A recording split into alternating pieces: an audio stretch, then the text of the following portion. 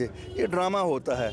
वहाँ से जो जब बीजेपी वाले वहाँ से नारा देते हैं तो यहाँ कश्मीरियों को लगता है देखो यही एक इनके खिलाफ लड़ते हैं।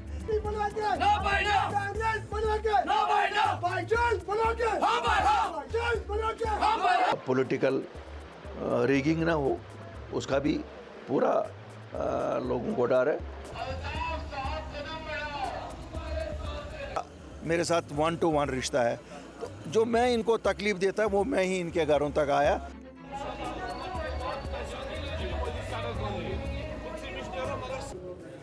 क्या आप देखिए आपके लिए कल किसने किया है और आपके लिए 24/7 कौन अवेलेबल है।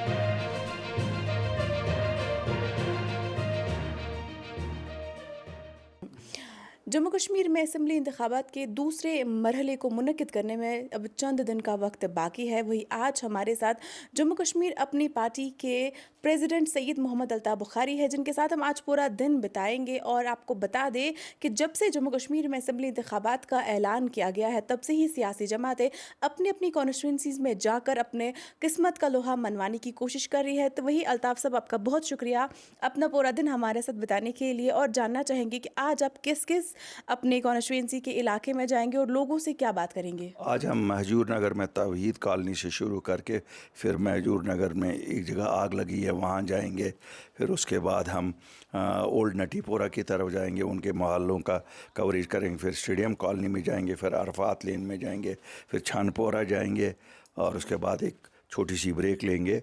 उसके बाद फिर हम पाइन एवेन्यू रावलपोरा में जाएंगे, कोयूम कॉलोनी में जाएंगे, बैंक कॉलोनी में जाएंगे और फिर शाम को पूरी कॉन्स्टिट्यूंसी के वर्कर्स की एक मीटिंग लूँगा। जी, डोर टू डोर कैंपेन जो है, सबसे पहले आपने ये मुतारिफ़ करवाई है, आपने इसकी शुरुआत की, तो जब आप लोगों के पास जाते हैं क्या लगता है आपको?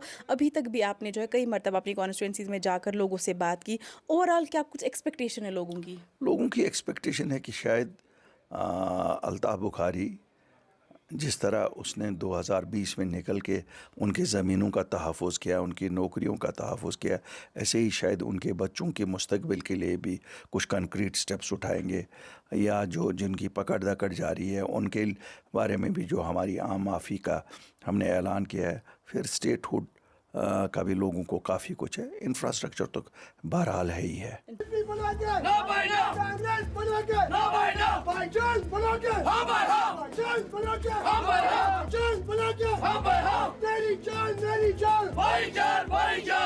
रिसेंटली जो है वज़ीर आज़म यहाँ पर आए थे इलेक्शंस के दौरान, उन्होंने कश्मीर का विज़िट किया, जिस दौरान उन्होंने तीनों रीजनल पार्टीज़ को जो है तनकीद का निशाना बनाया।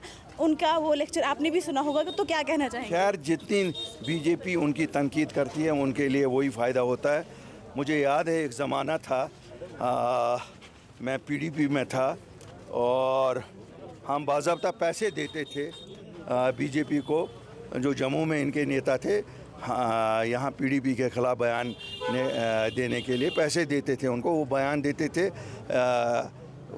वो उनका पुतला जलाते थे पीडीपी वालों के लीडर। उस वक्त मरहूम मुफ्ती मोहम्मद सईद साहब थे या महबूबा जी का, और मैं ट्रेजर था उस वक्त पार्टी का। तो यहाँ उतने लोग सपोर्ट करते थे। ये ड्रामा होता है।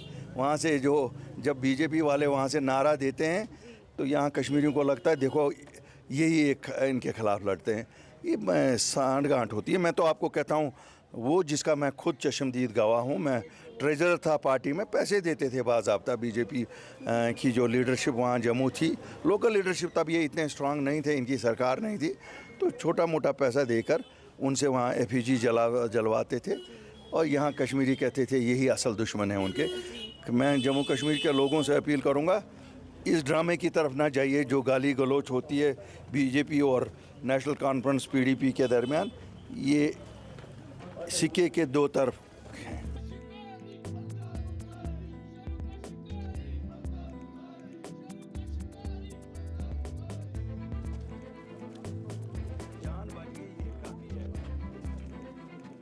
तो अगर हम बात करेंगे नौजवानों के हवाले से, यूथ का एक बड़ा ही कहना है कि हमारे पास काम नहीं है, वसाइल नहीं है, अनएम्प्लॉयमेंट बहुत ज़्यादा है, तो अपनी पार्टी का यूथ के लिए क्या कुछ प्लान है? देखिए, मैं आपको सच बताऊं, जितनी भी जमातें इस वक्त इलेक्शन में हैं, अगर उनमें से कोई एक लीडर तजुर्बाकार है कि कैसे एम्प्लॉयर बना जा सके, वो अल्ताफ़ बुखारी है। क्यों, मेरा पेशा सियासत नहीं है, मेरा असल तिजारत ही पेशा था, तो मैं उनको इंशाल्लाह ज़रूर वो रास्ता दिखाऊंगा। सरकारी नौकरियां जिनको दे सकते हैं उनको भी, और बाकियों को भी हम उन अपने पाँव पे खड़ा करेंगे। जी, एक सवाल आपसे करना चाहूँगी। पिछले कई दिनों से आप अपने लोगों से मिल रहे हैं, उनसे बात कर रहे हैं, उनके मसलात सुन रहे हैं, तो जब आप लोगों के पास जाते हैं, चेहरे के जो एक्सप्रेशंस होते हैं उससे हमें पता चल जाता है कि लोग हमसे क्या उम्मीद करते हैं, क्या वो कहना चाहते हैं। जब आप लोगों से मिलते हैं, उनके चेहरे कैसे होते हैं? सच बात यह है कि मेरी स्ट्रेंथ खाली उनके वो चेहरे और उनके वो जज्बात हैं, वरना सियासत मेरा पेशा नहीं, सियासत मेरे ख़ानदान में किसी ने नहीं की थी, आगे भी नहीं करेगा। और मैं एक चीज़ आपको बताऊं, सियासत करूं या ना करूं, अल्ताफ़ बुखारी है, इन लोगों का खादिम है, फी सबिलिल्लाह सियासत के लिए निकला हूं। मेरी हिम्मत और मेरी स्ट्रेंथ यही लोग हैं, और मैं इनके सहारे जम्मू कश्मीर के लोगों को एक ऐसा रोशन मुस्तकबिल दूंगा जो कोई भी सियासी पार्टी नहीं दे सकती है।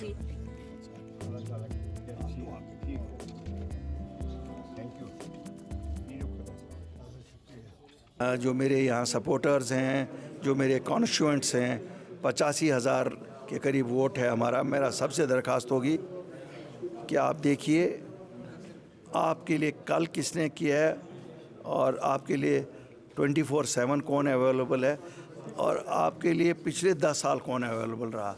मुझे नहीं लगता है मेरे बिना कोई अवेलेबल रहा 24/7। तो मैं उम्मीद करता हूं कि जोक दर जोक लोग बैठ पे वोट देकर मुझे कामयाब बनाएंगे।